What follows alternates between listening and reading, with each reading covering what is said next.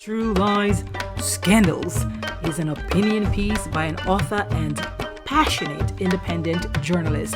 It's all of these things: candid, provocative, controversial, sensational, thought-provoking, and unapologetic. We dig deep for the facts on trending, newsworthy, and sensational topics in pop culture, politics, and law and crime. Hi there, welcome back. If you are a subscriber or a fan, or this is your first time, or you're someone who is following the sexual assault allegation lawsuit against Sean Carter, also known as Jay-Z, the famous rapper, hip hop star, and a billionaire, also the husband of the famous singer Beyonce. Today, we're going to talk about why this case may move forward in the court. We're going to look at the last two documents that were filed in the court just within the last week or so by the attorneys representing the two people in this case, which would be Jane Doe, the woman who accuses Jay-Z of sexual assault against her, and Jay-Z himself, who is the defendant in this case. We're going to look at the filings in court that were made by Jay-Z's lawyer, Spiro, and Jane Doe's lawyer, Tony Buzbee. I'm going to explain to you why there is this general belief that this case is likely to move forward. So, as of now, three things can happen with this case. One, the court can strike the case off the record as being frivolous, vexatious, or malicious. In other words, the judge may find that the woman alleging sexual assault has malicious intention, for example, to use false allegations to get money from Jay-Z or to defame his character. If the court strikes or dismisses the case now, Jay-Z's name will fall off the lawsuit, which was filed initially as Jane Doe versus Sean Combs and others, and it includes Jay-Z as a secondary party to this case. The next thing that can happen, if the case isn't struck from the records, the lawsuit can move ahead to the next major legal stage, which is called discovery.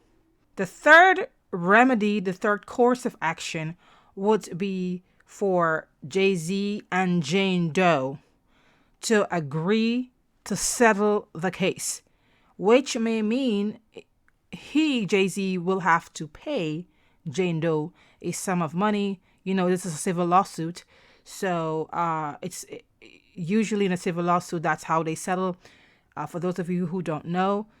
And usually it's for an undisclosed sum of money, so they can come together, agree that, hey, listen, we're going to settle this case, and this case can disappear. Now, based on how Jay-Z has been taking this case head on, there's no indication that he intends to settle. We also know he doesn't want this case to go to trial, even discovery, because that's where his lawyer and both lawyers in the case will have to exchange information, evidence, documents, things like that, to see if there is merit, if there is a case here. So he doesn't want it to go to trial, and he doesn't want to settle. But at some point, something will have to give. And in the court of public opinion, when someone settles a civil lawsuit, which this one is, there's always the idea that the person, the defendant, who's Jay-Z in this case, had something to hide, had something to protect, and therefore that's why the person settled. But that's not always the case. People settle civil lawsuits for various reasons. But again, in the court of public opinion, it sends a message that maybe this person is guilty, or to the very least, this person had something to hide from the public, which they don't want to get out. And just a little backstory for those of you who are now getting familiar with this case. This case was filed in October of 2020 by a woman who is named as Jane Doe, obviously, because she wants to protect her identity. This case was initially filed against Sean Combs, Puff Diddy, Puff Daddy. In the lawsuit, in the court papers, the woman alleges that Sean Puffy Combs assaulted her sexually back in 2000 after the VMA Awards at an after party or an after party, okay? Two other persons allegedly watched the crime occurred. Those people were not named by name in the court documents. They were referred to as Celebrity A and Celebrity B. Fast forward to late November, I think it was, early December, I think it was late November. Tony Buzbee, who's the lawyer for the woman making the allegation against Sean Carter and Combs, they added the name of Celebrity A, and that's how everyone learned that that person is allegedly, well, the person named is Jay-Z, and the allegation is also against him as being one of the persons that committed a crime on this woman named Jane Doe in the court filing. So ever since Jay-Z has been named publicly in this case, both lawyers for the accuser and Jay-Z have been going back and forth, filing documents in a court. Jay-Z's lawyer, Spiro, he basically been sending documents to the court saying there's no case here, this allegation is false, my client didn't do this never happened, this is ridiculous, this is a sham, this is a money grab, this woman wants to extort money from us, strike this case, throw it out of the court, it doesn't belong here, there is no case, this is baseless. Tony Buzbee, representing the accuser, he pushes back with his own documents to the court saying there is a case. We have sufficient evidence to bring this case. That's why we brought it in the first place. And we would like this case to move forward. So that's where we're at. On December 13, Jay-Z's lawyer filed a document in court, and I'm going to give you some excerpts. I'm going to read some excerpts and try to explain what it all means. Now let's look at the document that Spiro filed on December 13th on behalf of Jay-Z, and he's representing a law firm called Quinn Emanuel in New York City. He writes, Jane Doe versus Sean Combs and others, and of course Jay-Z is one of those others. Dear Honorable Judge Torres, we write to the court on behalf of our client, Sean Carter, on a matter of extraordinary and grave importance for the integrity of the proceedings in the above captioned case.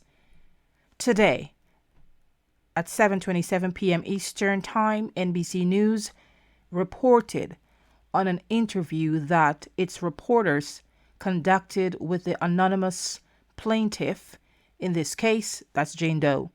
The interview outs plaintiff's allegations for what they are, a sham. So maybe you do know this. Jane Doe gave an interview to NBC 2 weeks ago, and during that interview, she admits making mistakes in her recollection or her recount of what transpired on the evening of the alleged SA, sexual assault. I'm going to refer to it as SA along the way. She admits that there were some inconsistencies and that she made some mistakes. And a lot of people jumped on that saying, oh, you see, we were telling you, the lawyer for Jay-Z and all Jay-Z supporters, we were telling you this is all a lie. This is false. She's lying. She wants money. This is why she's bringing this case. There's no case. However, she does, based on reports, have autism, which, based on medical experts, can cause and does cause these individuals who have autism to have trouble with their memory. So the fact that there were some inconsistencies does not mean she's telling a lie. Let's move on with the rest of this letter by Alex Spiro. He continues, basic facts in her narrative, the who, what, when, and where are wrong. She claims her father picked her up after the assault. Her own father denies that ever happened. She claims she spoke with Benji Madden at the party that night, but he was on tour in the Midwest at the time, forcing her to admit, quote, I have made some mistakes. I may have made a mistake in identifying. She claims the assault took place at an after party at Mr. Combs' home, but photos that night show Mr. Combs and Mr. Carter at Lotus nightclub for the after party. When pressed, the plaintiff admitted she was, quote, guessing about key details, including the time it took to reach the venue. She admits she has no single corroborating witness over the last 24 years. These stunning revelations make clear that the complaint filed by plaintiff's attorney, Anthony Buzbee, therefore had no factual basis whatsoever. Even Mr. Buzbee is walking back the complaint he put his name to, excusing these glaring inconsistencies by pointing the finger at the case being referred by another firm who allegedly vetted the story before sending them. The heinous allegation against Mr. Carter are patently false. So after Spiro filed this document and it became public, Tony Buzbee, who is the lawyer for the accuser, came out and said that another firm had interviewed the accuser and subsequently sent the case to his law firm. And they took the case, I guess, went on the word of the previous law firm that initially took the case on. So he's saying that the accuser was vetted, she was interrogated, cross-checked, and everything seemed to check out. And so therefore they thought that this is a truthful allegation, and they had every right to think it was truthful, and they went ahead with the case. So Spiro is saying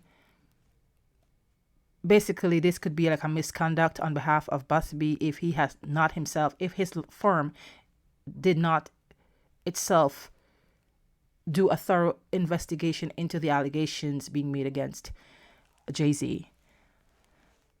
Spiro continues saying, the complaint filed by plaintiff's attorney Anthony Buzbee therefore had no factual basis whatsoever. The heinous allegations against Mr. Carter are patently false.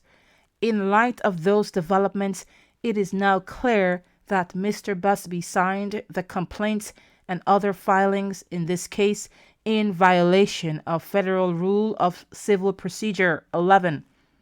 Under that rule, an attorney who signs a document assumes, quote, an affirmative duty to conduct a reasonable inquiry into the facts and the law before filing. And so he went on to say, plaintiffs may not file a complaint in this court without having made a reasonable investigation of the facts.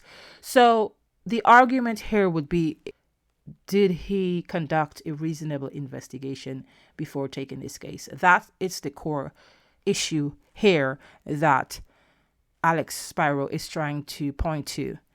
And he wants to use that as grounds for the court to strike this case, to just toss it out of the court.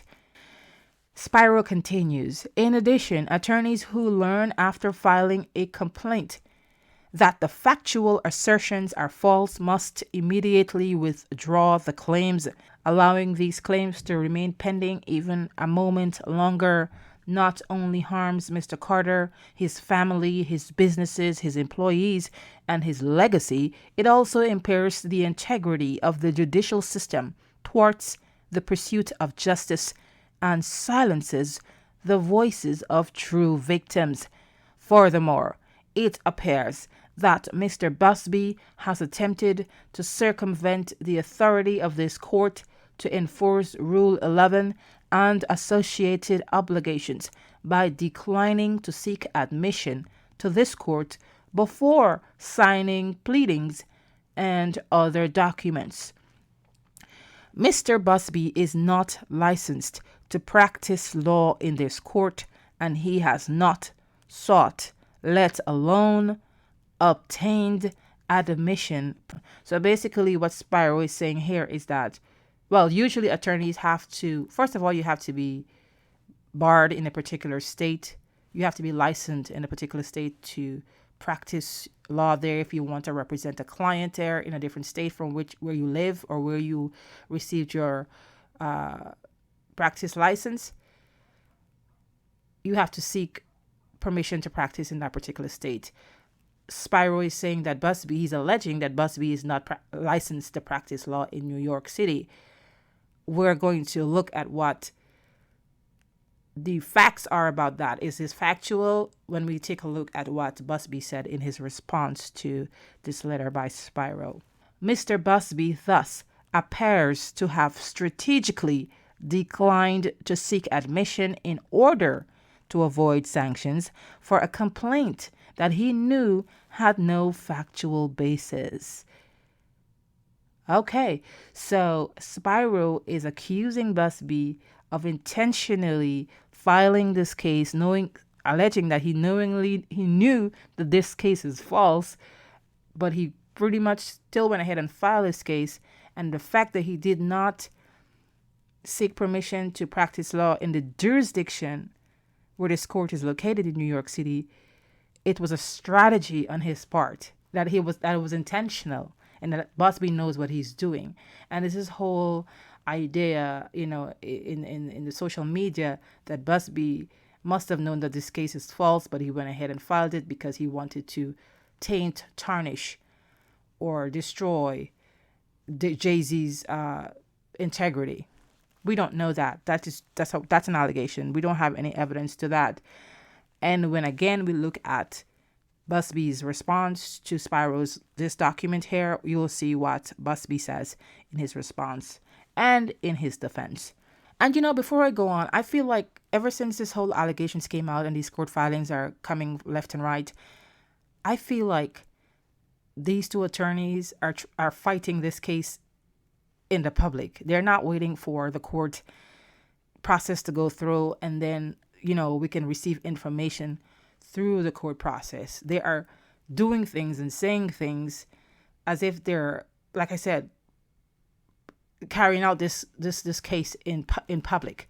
For example, Mr. Spiro, who's representing Jay-Z, he held a press conference where he had, give a presentation, a PowerPoint presentation showing the timeline between when, well, actually giving an account of the timeline on the day in question when the alleged assault occurred, to show that Jay-Z could not have been there, that he was not there and he could not have been there.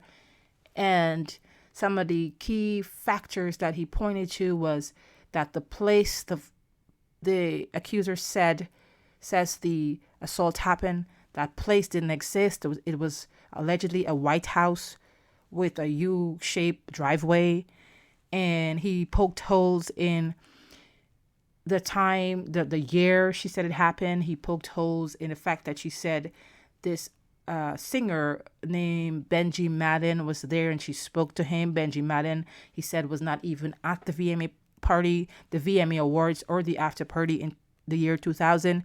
He poked holes in the fact that she said her father picked her up after the assault occurred, alleged assault occurred.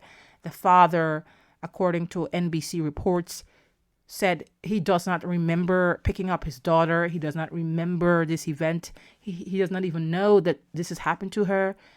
And, some other things that Jay-Z's legal team is saying points to so many different inconsistencies that this has to be a lie. Spiro continues to say, and he ends here, given these facts, Mr. Carter intends to file immediately a motion to strike the first amended complaint under Rules 11C2 and 12F. He respectfully requests that the court shorten the filing deadline for that motion from 21 days to 1 day from the date of service in light of today's stunning public disclosures and the severe ongoing harm to Mr. Carter's reputation. Basically, what he's asking the court, again, is to strike this case. And usually when an attorney files a document in a case, the court has to allow this, and this is according to the rules of civil procedure, it has to allow the other party, the other lawyer, to respond. And there is a period, usually 21 days. But what Spiro is saying is that this case is false, the allegation is false, everything is false. The court should not allow Buzbee to respond, allow him 21 days to respond, because it's so clear that there is no case here, and that he's accusing Buzbee of being a malicious lawyer, that it's misconduct. And so therefore the court should allow Buzbee only 1 day, give Buzbee only 1 day to respond to this letter. Now let's take a look at Buzbee's response. He took about 7 days before he finally responded. Everyone was like, whoa, why isn't Buzbee saying anything? It's been 2 days, 3 days, 4 days. Finally, on December 20th, Mr. Buzbee responded. So if you made it this far and you're still here, thank you for continuing to stay with me as we try to get all the important details to this case and get a sense of the facts from a legal perspective, not what people are saying in social media, not hearsays, not people who don't understand that this case, like any other case, you just cannot say, oh, I am innocent, or I didn't do this, or she's lying, or there's some inconsistencies in the story, therefore this never happened. That's not how the real world works. That's not how the law works. That's not how the courts work. Okay? There is a process. And Jay-Z needs to be patient to allow this process to go through, rather than through his lawyer become the attack dog and are making themselves look not so professional in the way they are responding and the demands that they are making on the court, as if there's a sense of entitlement. This is an alleged crime, and the court may very well have to hear this case, at least to the point of discovery, to find out whether or not there is a reason to take this case to trial, or the parties can sit down and mediate and come to and understanding, and he can settle his case. They can settle his case. But this is not how it works. You don't just, for the little less of inconsistency in somebody's story, conclude that it is false, that the whole story is false. Not because one stone in the house is faulty, it means the entire house should crumble. It doesn't mean that the entire house is no good. All right? So Anthony Buzbee, who is from Buzbee, the Buzbee law firm in Texas, I believe it is, he responded on December 20th to Attorney Spiro's letter to the court. And here's what he says. Again, the case, plaintiff's response to Sean Carter's request for expedited Rule 11 motion, Jane Doe versus Sean Combs and others. That includes Jay-Z as Celebrity A. And by the way, up until now, we don't know who Celebrity B is. The second person who is named in this case, that person, we understand, is a female. We don't know the name. We don't know if her name will be revealed at any point, but she has been named as a party, and based on the Jane Doe's allegation, Celebrity B, the female, was present during the crime that she watched. It happened. So Buzbee writes to Judge Annalisa Torres, Dear Judge Torres, by letter motion filed on December 13, 2024, defendant Sean Carter notified the court of his intention to file a motion to strike and motion for sanctions, quote, immediately under Rules 11C2 and 12F. As with defendant Carter's prior letters filed in this case, it is histrionic in tone, but substantively groundless. Defendant Carter threatens plaintiff with a Rule 11 motion based on questions raised by one single television interview concerning events occurring 24 years ago when plaintiff was 13 years old. This was the shocking part. I think this is the one, the age of the alleged victim was most shocking to the collective conscience, in my opinion. That something this heinous, this terrible, this grievous would occur to a 13-year-old, allegedly by these famous, rich celebrities, Sean Combs and Carter.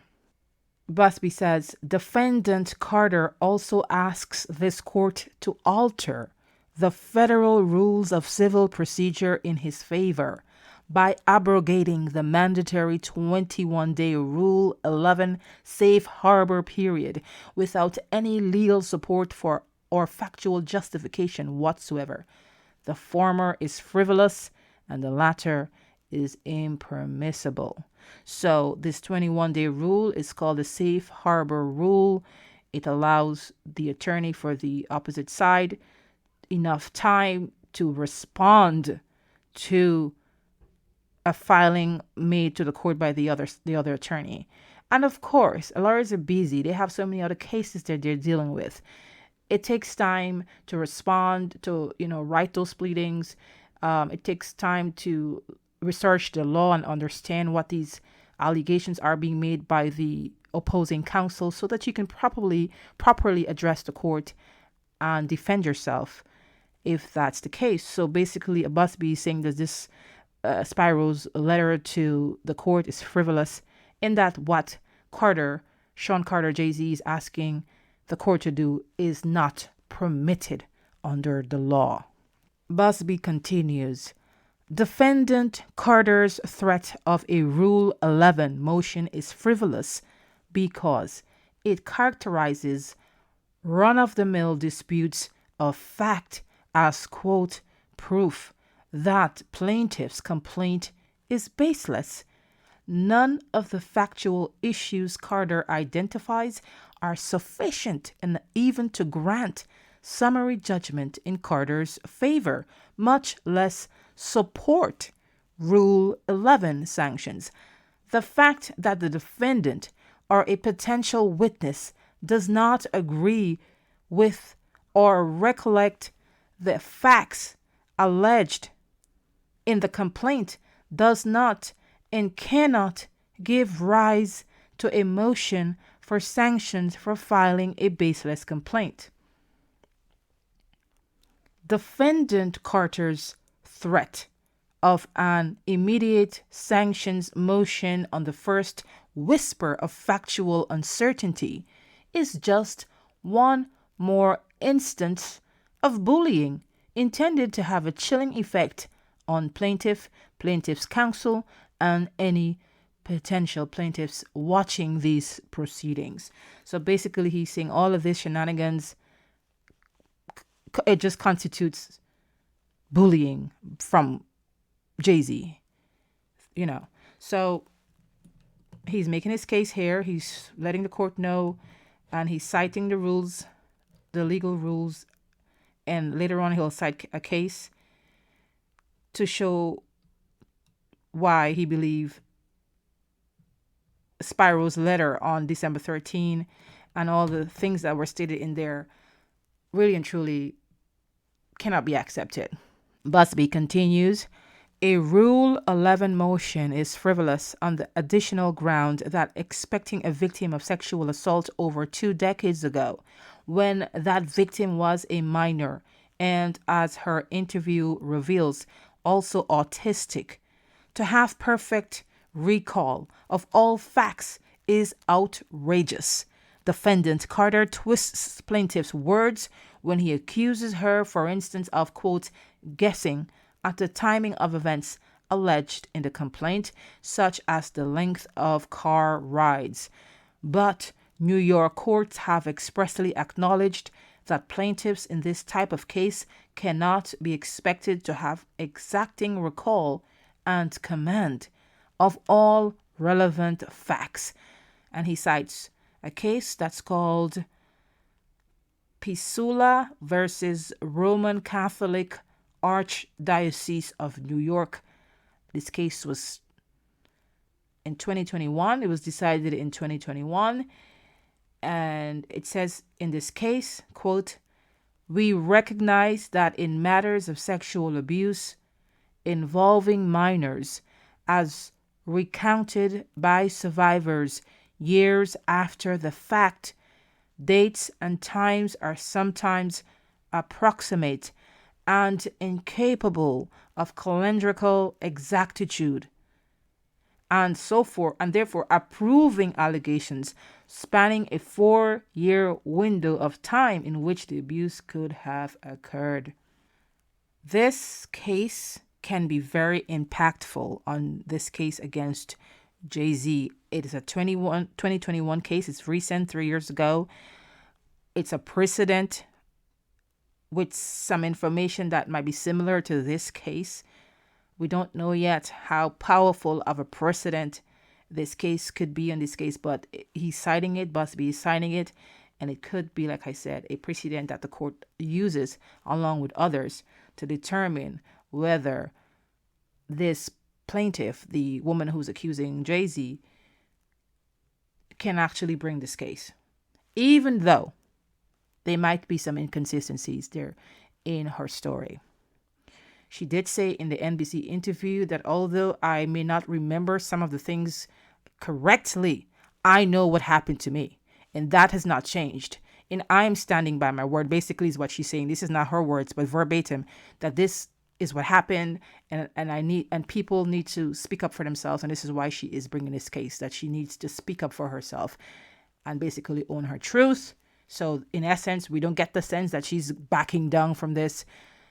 And even though her father said he don't recollect, he doesn't remember this happening or picking her up, even that can eventually become not a material factor if there's other evidence or information based on her interviews or her depositions that there's a chance that this has actually happened. This and then celebrity B, whoever that person is, might be instrumental in this case, if they can get a corroborating witness, somebody who can say, hey, I was there, I saw this happened, and this is factual or this is truthful, that can change this whole case.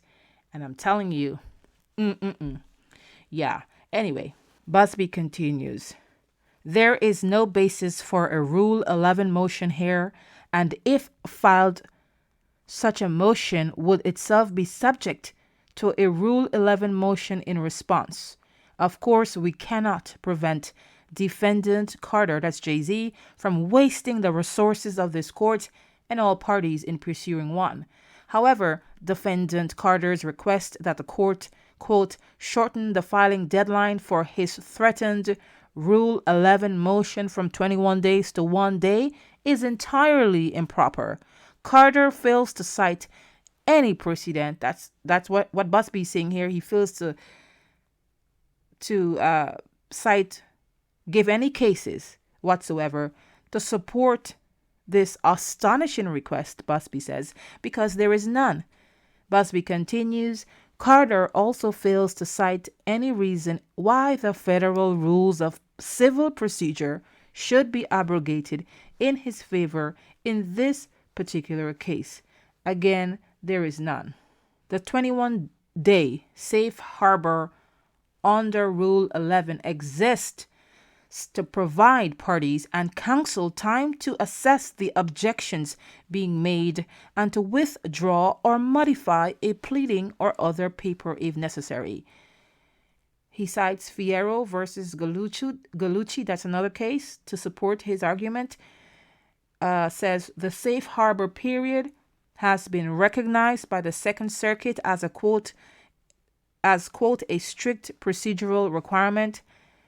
See, another case again he cites is Star Market Management versus Kuhn Chung Hing Ki Soy and Sauce Factory, and that's a 2012 case.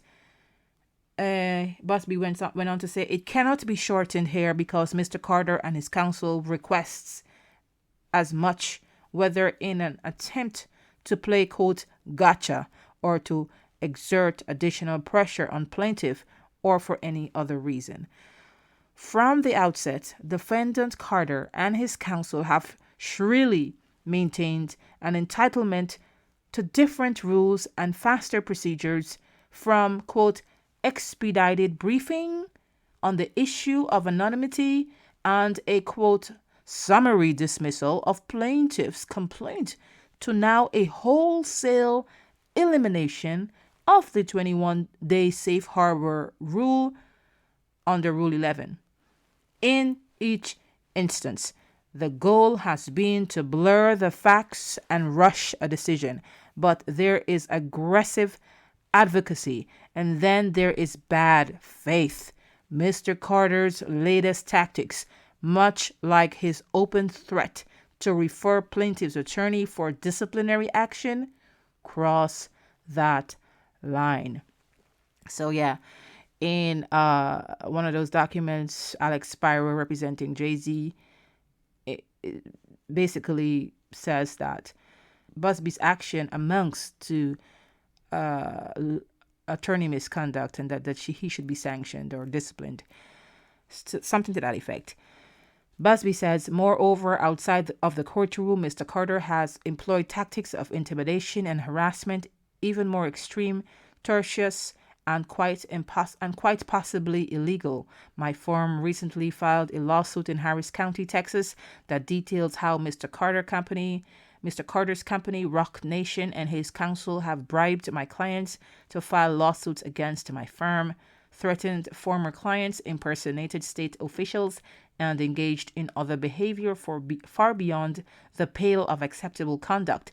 Their tactics won't work, and they will be addressed in more detail in connection with the parties' briefing on plaintiff's anonymity. Buzbee wraps up. He says, like Mr. Combs, Mr. Carter is rich, famous, and powerful. Mr. Carter will exert all the pressure he can to intimidate and harass plaintiff, me, or anyone else. The chilling effect of those efforts is substantial.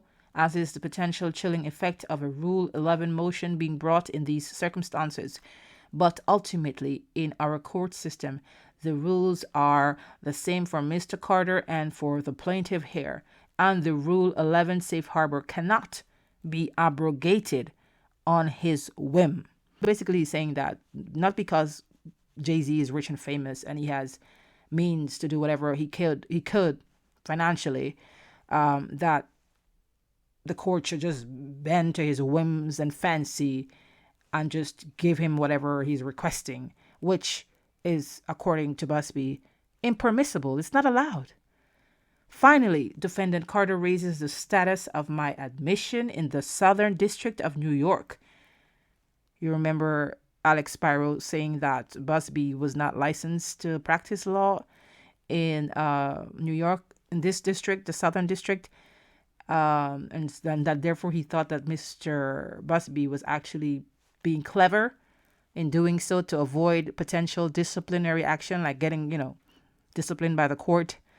So Buzbee is responding to that, and he's saying, as with his previous letters to this court, his December 13 letter includes a substantial amount of defamatory suggestions about me, including that I am somehow attempting to, quote, circumvent the authority of this court to enforce Rule 11 against me. That is nonsense. I am a member of the State Bar of New York and am admitted to the Eastern District of New York. I intend to apply for reciprocal admission to the Southern District. The fact that I have signed pleadings and letters filed in this court does not reflect any attempt by me to, quote, evade responsibility for anything. To the contrary, I have signed those pleadings and papers because I am lead counsel in this and other similar cases pending in this district. Signed respectfully, Anthony G. Buzbee. So there you have it. That's where this case is right now. Documents are being filed with the court. Both sides are defending their cases, and we have to wait to see if this actually is going to go to the next stage, like I said, which is discovery, where they're going to exchange documents and evidence and for the court to see whether there is a case, there's a solid reason to bring a case, to continue this case. Again, like I said, regardless of how this plays out, people's names are tarnished. This is not going well. And it seems to me, like I said, that the parties, the lawyers, are fighting this in the news publicly. The takeaway here is the fact that this woman named as Jane Doe does not want her name revealed, does not mean that she's lying and she's trying to protect her identity because she's lying. This is a case against a powerful billionaire, Jay-Z. Jane Doe, we don't know if her story is true or not. We'll have to go through the process with this case to figure that out at some point. If they settle, we may never know the truth, because when people settle in court, they sign documents. They have a gag order on the accuser or the alleged victim. The victim, they sign a gag order, which means that the person is not allowed to speak. It's not allowed to say how the case was decided, and they're not supposed to discuss that case any longer because they could be sued. We don't know if we're going to learn who Jane Doe is by name.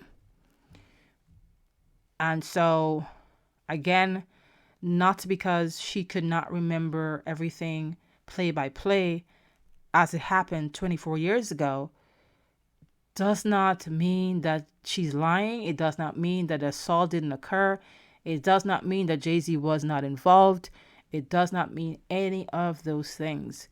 Let's be objective and wait to see how this all plays out. Thank you for visiting. Join our other fans by subscribing today. And see you soon on True Lies Scandals.